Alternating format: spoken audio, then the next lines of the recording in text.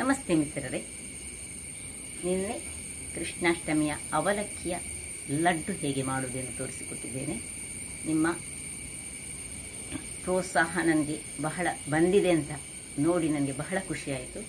ಅದೇ ರೀತಿ ಇವತ್ತು ನಾನು ಹೊದ್ದಲು ಅಂದರೆ ಅರಳು ಅಂತ ಹೇಳ್ತೇವೆ, ಅಥವಾ ನಾವು ತುಳುವಿನಲ್ಲಿ ಪೊರಿ ಅಂತ ಹೇಳ್ತೇವೆ. ಅದರಿಂದ ನಾನು ಒಂದು ರುಚಿಕರವಾದ ಶ್ರೀಕೃಷ್ಣನಿಗೆ ಅತ್ಯಂತ ಪ್ರಿಯವಾದ ಒಂದು ಲಡ್ಡನ್ನು ಮಾಡಿದ್ದೇನೆ. ಬಹಳ ರುಚಿಕರವಾಗಿರ್ತದೆ. ಅದು ಹೈಜಿನಿಕ್ ಆಗಿ ನಾವು ಮನೆಯಲ್ಲಿ ಮಾಡಿದರೆ ಬಹಳ ಉತ್ತಮ. ಇವತ್ತು ನಾನು ಈ ಶ್ರೀಕೃಷ್ಣ ಜನ್ಮಾಷ್ಟಮಿಯ ಅರಳಿನಿಂದ ಮಾಡಿದಂತಹ ಅಂದರೆ ಪೊರಿಯಿಂದ ಮಾಡಿದಂತಹ ಲಡ್ಡನ್ನು ಹೇಗೆ ಮಾಡುವುದು, ಅದಕ್ಕೆ ಏನೆಲ್ಲ ಸಾಮಗ್ರಿಗಳು ಬೇಕೆಂದು ತೋರಿಸಿಕೊಡಲಿದ್ದೇನೆ.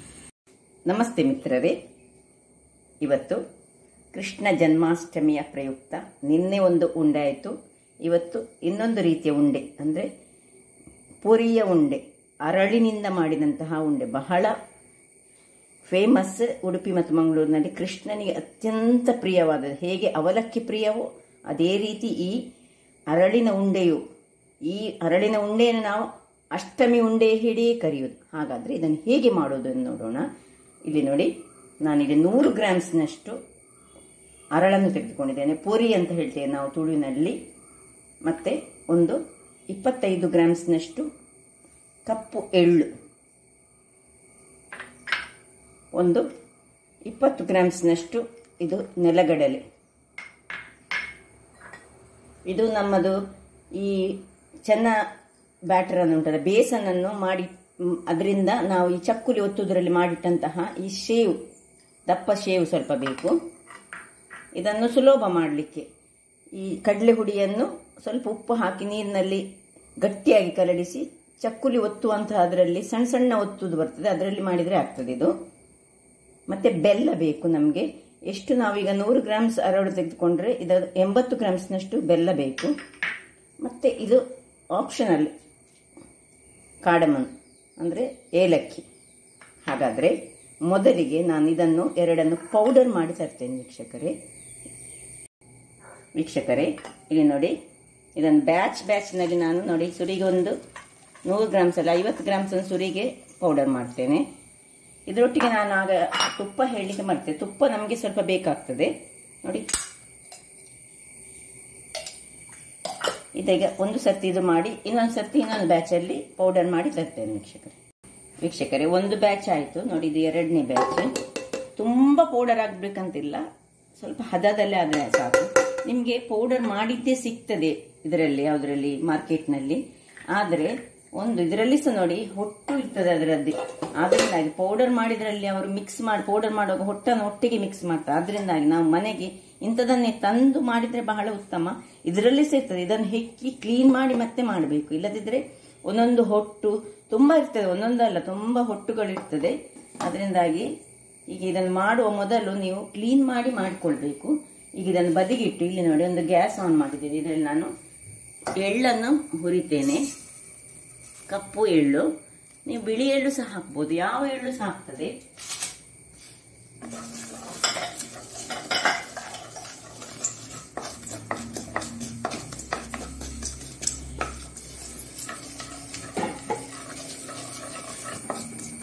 ಇಲ್ಲಿ ಎಳ್ಳು ಅಲ್ಲಿ ಆಗ್ತಾ ಹುರಿತಾ ಇರುವಾಗ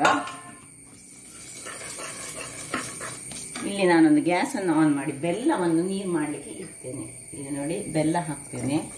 ಬೆಲ್ಲಕ್ಕೆ ಸ್ವಲ್ಪ ನೀರನ್ನು ಹಾಕಿ ನಿಧಾನದಲ್ಲಿ ಅದರಷ್ಟಕ್ಕೆ ಆಗಲಿ. ಸ್ವಲ್ಪ ಎಷ್ಟು ಬೆಲ್ಲ ಉಂಟು ಅದರದ್ದು 1/4ರಷ್ಟು ಸ್ವಲ್ಪ ನೀರನ್ನು ಹಾಕಿ ನಾವು ಅದಷ್ಟಕ್ಕೆ ಅದು ಕರಗಲಿ, ಬೆಲ್ಲದ ನೀರಾಗಿ. ಇಲ್ಲಿ ನೋಡಿ ಇದೀಗ ಚಟ್ಪಟ್ ಹೊಡಿಬೇಕು. ಎಳ್ಳು ನೋಡಿ ಹೊಡಿತಾ ಬಂತು. ಸೊ ಇದನ್ನೀಗ ನಾನು ತೆಗೆದುಕೊಳ್ತೇನೆ.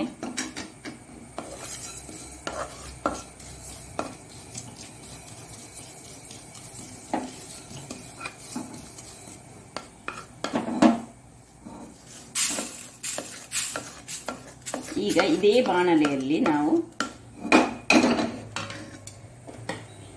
ಈ ಗ್ರೌಂಡ್ ನಟ್ ಅನ್ನು ಅಂದರೆ ಕಡಲೆ ಬೀಜ, ಹಸಿ ಕಡಲೆ ಬೀಜ ಇದು. ಇದನ್ನು ಸ್ವಲ್ಪ ಒಳ್ಳೆ ಫ್ರೈ ಮಾಡಿ ಅದರ ಸಿಪ್ಪೆ ತೆಗೆಯುವ. ಮತ್ತೆ ವೀಕ್ಷಕರೇ ಇಲ್ಲಿ ನೋಡಿ, ಇದು ಆಯಿತು ನೋಡಿ. ಕಲ್ಲರ್ ಇದ್ರದ್ದು ಕೆಂಪಾಗುವಾಗ ಇದನ್ನು ತೆಗೆದುಕೊಂಡ್ರೆ ಆಯಿತು. ಇದಕ್ಕೆ ಸಾಧಾರಣ ಒಂದು 5 ನಿಮಿಷ ಹಿಡಿಯಿತು ನನಗೆ. ಸೊ ಇದರದ್ದು ಈಗ ತಣ್ಣಗಾದ ಮೇಲೆ ಇದರದ್ದು ಒಂದೊಂದು ಹೀಗೆ ಸಿಪ್ಪೆ ತೆಗೆದು ಇದನ್ನು 2 ಭಾಗ ಮಾಡಿಕೊಳ್ಳೋಣ. ನೋಡಿ ವೀಕ್ಷಕರೇ, ನೋಡಿ ಇದನ್ನು ನಾನೀಗ ಹೀಗೆ ಮಾಡಿ ಇದರದ್ದು ಸಿಪ್ಪೆಲ್ಲ ತೆಗೆದು 2 ಹೀಗೆ ಭಾಗ ಮಾಡಿ ಕೊಂಡೆ. ಹೀಗೆ ನೋಡಿ, ಕೈಯಲ್ಲಿ ಮಾಡಿದರೆ ಆಗ್ತದೆ. ಇದರದ್ದು ಸಿಪ್ಪೆಯನ್ನು ಹೀಗೆ ಹೀಗೆ ಮಾಡಿದರೆ ನೋಡಿ ಹೀಗೆ ಬರ್ತದೆ. ಇದಾಯ್ತಲ್ಲ, ಇದನ್ನು ಒಂದು ಇಲ್ಲಿ ಇದಕ್ಕೆ ಹಾಕೊಳ್ಳೋಣ. ಇದಕ್ಕೆ ಮಿಕ್ಸ್ ಮಾಡಿಕೊಳ್ತಿದ್ದೇನೆ. ಈಗ ಇಲ್ಲಿ ನೋಡಿ, ಅಲ್ಲಿ ಬೆಲ್ಲ ನೀರಾಗ್ತಾ ಬಂತು. ಈಗ ಇಷ್ಟೊತ್ತಾಗುವಾಗ ಅದು ನೀರಾಯ್ತಷ್ಟೇ ನೋಡಿ. ಇನ್ನೂ ಸಹ ಉಂಟು ನೋಡಿ ಒಂದು ತುಂಡು ಬೆಲ್ಲ. ಅದಕ್ಕೆ ನಾನು ನಿಧಾನಕ್ಕೆ ಇದನ್ನು ಇಟ್ಟುಕೊಳ್ಳೋದು ಯಾವಾಗಲೂ, ಸ್ವಲ್ಪ ನಮಗೆ ಅದು ಸುಲಭ ಆಗ್ತದೆ ಅಂತ ಹೇಳಿ. ಈಗ ಹೀಗೆ ಇದು ಆಗ್ತಾ ಇರಲಿ. ಇಲ್ಲಿ ನೋಡಿ, ಇಲ್ಲಿ ಇದಕ್ಕೆ ಎಳ್ಳನ್ನು ಮಿಕ್ಸ್ ಮಾಡುವ. ಇದರಲ್ಲಿ ಕಡಲೆ ಬೀಜ ಮಿಕ್ಸ್ ಮಾಡಿದ್ದೆ, ಈಗ ಈ ಎಳ್ಳನ್ನು ಸಹ ಮಿಕ್ಸ್ ಮಾಡ್ತಾ ಇದ್ದೇನೆ. ಇನ್ನು ಈ ಶೇವ್ ಉಂಟಲ್ಲ, ಶೇವನ್ನು ಸಹ ಇದಕ್ಕೆ ಮಿಕ್ಸ್ ಮಾಡಿಕೊಳ್ಳೋಣ. ಸ್ವಲ್ಪ ಉಪ್ಪು, ನಮಗೆ ಒಂದು ಸ್ವೀಟಿಗೆ ಒಂದು ಉಪ್ಪು ಬೇಕಂತ ನಾನು ಯಾವಾಗ ಹೇಳ್ತೇನೆ ನೋಡಿ. ಸ್ವಲ್ಪ ಪಿಂಚ್ ಆಫ್ ಸಾಲ್ಟ್. ಬೆಲ್ಲದಲ್ಲಿ ಸ್ವಲ್ಪ ಸಾಲ್ಟ್ ಇರ್ತದೆ ಯಾವಾಗಲೂ. ಈಗ ಈ ಏಲಕ್ಕಿ ಉಂಟಲ್ಲ, ಏಲಕ್ಕಿಯನ್ನು ನೋಡಿ ಸ್ವಲ್ಪ ಗುದ್ದಿಕೊಂಡು, ಬೇಕಿದ್ರೆ ಮಾತ್ರ, ಇದು ಆಪ್ಷನಲ್.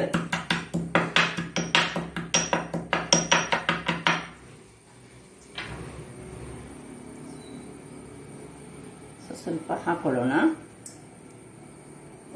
ಏಲಕ್ಕಿ ಹಾಕಿದೊಂದು ಫ್ಲೇವರ್ ಕೊಡ್ತದೆ ಹೇಳಿ ಹಾಕೊಳ್ಳೋದು. ಮತ್ತೆ ಏಲಕ್ಕಿಯಲ್ಲಿ ಅನೇಕ ಆಯುರ್ವೇದಿಕ್ ಗುಣಗಳು ಸಹ ಉಂಟು. ಅದರಿಂದಾಗಿ ಏಲಕ್ಕಿ ಹಾಕಿದ್ರೆ ಏನಾದರೂ ಈ ತಿಂದವರಿಗೆ ಹೊಟ್ಟೆ ಕೆಲವರಿಗೆಲ್ಲ ನೋವಾಗೋದು ಅದೆಲ್ಲ ಕಮ್ಮಿ ಆಗ್ತದೆ. ಸೊ ಏಲಕ್ಕಿ ಹಾಕಿದೆ, ಎಲ್ಲ ಹಾಕಿ ಈಗ ಇದಕ್ಕೊಂದು 2 ಸ್ಪೂನ್ನಷ್ಟು ತುಪ್ಪವನ್ನು ನಾನು ಹಾಕ್ಕೊಳ್ತಿದ್ದೇನೆ ನೋಡಿ. 1 2 ಇನ್ನು ಕಲಡಿಸಿಕೊಳ್ಳೋಣ. ನೋಡಿ ಇದರಲ್ಲಿ ಕಲಡ್ತಾ ಉಂಟು. ಈಗ ನಮ್ಗೆ ಇದರಲ್ಲಿ ಒಂದು ಎಳೆಯ ಪಾಕ ಆಗ್ಬೇಕು. ಇದರಲ್ಲಿ ಈ ಬೆಲ್ಲದಲ್ಲಿ ಆಗ್ತಾ ಇರಲಿ. ಇಲ್ಲಿ ಇದನ್ನು ಮಿಕ್ಸ್ ಮಾಡುವ, ತುಪ್ಪದೊಟ್ಟಿಗೆ ಒಳ್ಳೆ ಮಿಕ್ಸ್ ಮಾಡಿಕೊಳ್ಳೋಣ ಮೊದಲಿಗೆ. ನೋಡಿ ವೀಕ್ಷಕರೇ, ಈಗ ಒಂದು ಎಳೆಯ ಪಾಕ ಆಯ್ತು. ಹೇಗೆ ಗೊತ್ತಾಗ್ತದೆ ಹೇಳಿದರೆ ನೋಡಿ, ನಾವು ಹೀಗೆ ಹಾಕಿದರೆ ನೋಡಿ, ಹೀಗೆ ಹಾಕಿದನ್ನು ನೋಡಿ, ಹೀಗೆ ಮಾಡುವಾಗ ಸ್ವಲ್ಪ ಹೀಗೆ ಹತ್ತಿರಕ್ಕೆ ಬಂದರೆ ನೋಡಿ, ಈಗ ಒಂದು ಇಷ್ಟು ಬಂದರೆ ಸಾಕು ನಮಗೆ. ಗಟ್ಟಿಯಾಗಿ ಬೇಡ. ಆಫ್ ಮಾಡ್ಕೊಳ್ತಿದ್ದೇನೆ ನಾನು ಇದನ್ನು. ಹೆಚ್ಚು ಪಾಕ ಬಂದರೆ ಮತ್ತೆ ಗಟ್ಟಿ ಆಗ್ತದೆ ಉಂಡೆ. ನಮಗೆ ಹದಾದ ಪಾಕ ಸಾಕು. ಸೊ ಈಗ ಇದನ್ನು ತೆಗೆದು ನೋಡಿ, ಬಿಸಿಯಲ್ಲಿಯೇ ನಾನು ಇದಕ್ಕೆ ಶಿಫ್ಟ್ ಮಾಡ್ತಾ ಇದ್ದೇನೆ ನೋಡಿ.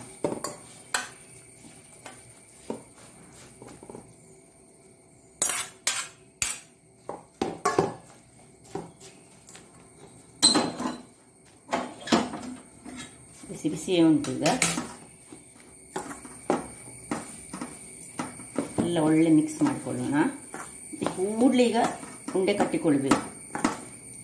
ಸ್ವಲ್ಪ ತುಪ್ಪವನ್ನು ಕೈಗೆ ಸವರಿ ಸವರಿ ಸವರಿ ನಾವು ಉಂಡೆ ಕಟ್ಟಿಕೊಳ್ಳೋಣ.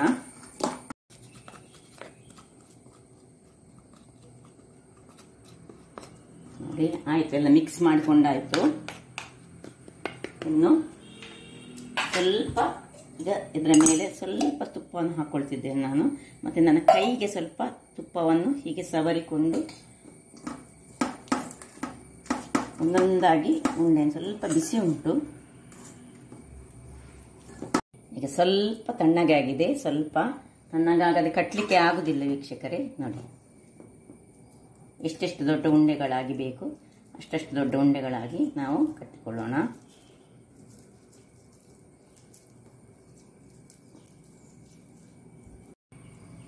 ಈಗ ನೋಡಿ ವೀಕ್ಷಕರೇ, ಇನ್ನು ನೋಡಿ ಇಲ್ಲಿಗ 1 2 3 4 5 6 ಉಂಡೆಗಳಾಯಿತು. 2 ಉಂಡೆ ಸ್ವಲ್ಪ ಸಣ್ಣದು ಮಾಡ್ತಾ ಇದ್ದೇನೆ ನಾನು ನನ್ನ ಮೊಮ್ಮಕ್ಕಳಿಗೆ. ಸೊ ಕೃಷ್ಣನಿಗೆ ಇಟ್ಟ ಮೇಲೆ, ನಾನು ಮೊನ್ನೆ ಸಹ ಹಾಗೆ ಹೇಳಿದ್ದೇನೆ, ಎಲ್ಲ ತೆಗೆದಿಟ್ಟುಕೊಂಡಿದ್ದೇನೆ. ಅದು ಕೃಷ್ಣನಿಗೆ ಇಟ್ಟ ಮೇಲೆ ನನ್ನ 2 ಮೊಮ್ಮಕ್ಕಳು, ಅವರಿಗೆ ಸಣ್ಣದಾದ ಸ್ವಲ್ಪ 2 ಉಂಡೆಗಳು.